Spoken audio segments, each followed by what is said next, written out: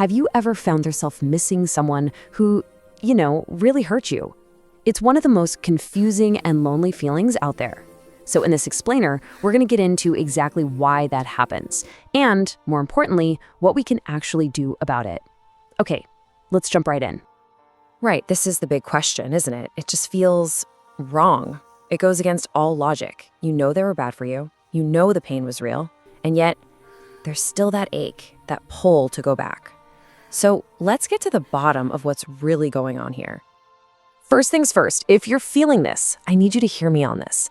You are so far from alone. This confusing pullback is a super common human experience. It's a messy emotional conflict, and it's one that deserves a ton of understanding, not judgment. And this is probably the most important thing to get straight right away. Feeling this way is not a character flaw. It's not you being weak. It is a powerful and honestly predictable psychological response. This isn't about your willpower. It's about how our brains get wired. So what is actually happening in our heads to make us feel this way? Well, the answer is pretty fascinating, and it lies in the science of attachment. Our brains are literally hardwired to connect with other people, but sometimes that wiring can get, seriously tangled up. Let's break down what's really at play. The main concept we really need to understand is called a trauma bond. Now, this is different from just a normal, healthy attachment. It's a super intense bond that gets forged in a cycle of bad behavior, followed by kindness. See, it's not the abuse itself that creates the bond. It's the incredible relief and hope you feel when they're suddenly nice again. That's the glue. You can almost think of it like a recipe. You've got a power imbalance, right? That makes you feel like you need them. You've got this emotional dependency. But the real secret ingredient, the one that makes it so potent, is something called intermittent reinforcement.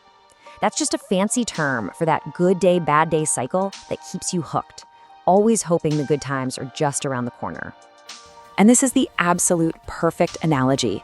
A slot machine is addictive for one reason. You have no idea when you're gonna get a reward. It's unpredictable. If it paid out every single time, you'd get bored. If it never paid out, you'd just walk away. It's the maybe this time that keeps you putting coins in and pulling that lever.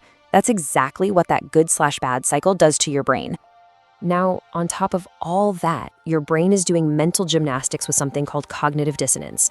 This is basically the major stress you feel when you're trying to hold two completely opposite ideas in your head at the same time. Like, this person hurts me so much, and also, but I love and miss them. To get rid of that stress, your brain will try to make it make sense, usually by downplaying the bad stuff and focusing only on the good. And that just makes you miss them even more. So when you kind of stack all that up, the trauma bonding, the intermittent reinforcement, the cognitive dissonance, it becomes crystal clear why just letting go can feel completely impossible.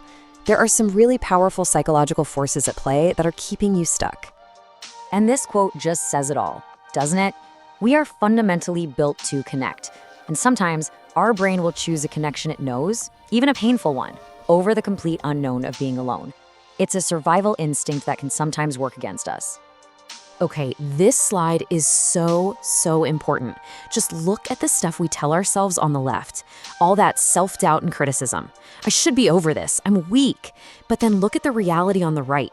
The truth is, healing isn't a straight line. The truth is, your brain was just doing what it's wired to do, seek attachment. And when you think, maybe it wasn't that bad, just remember, our minds crave what's familiar, even if it's painful. All right, understanding the why is a huge step. It gives you power. But now, let's talk about the how. How in the world do you start to break this cycle and actually begin to heal?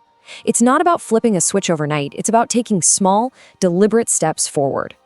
So here's a simple 4-step path. Number 1, just acknowledge it. Give it a name.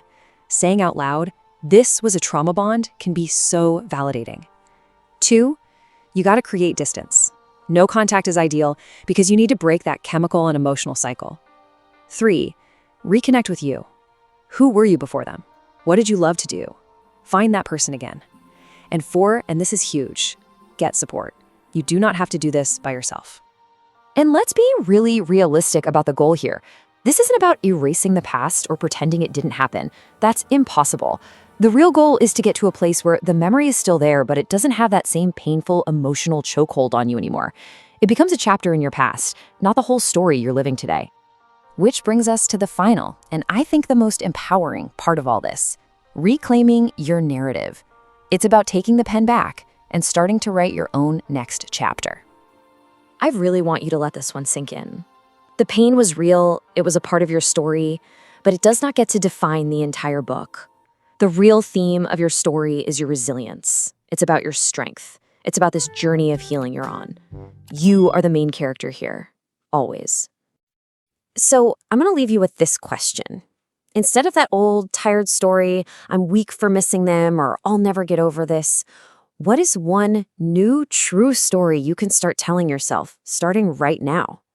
Maybe it's something simple like, I am healing, or I am strong enough to get through this. Your next chapter begins with that new sentence.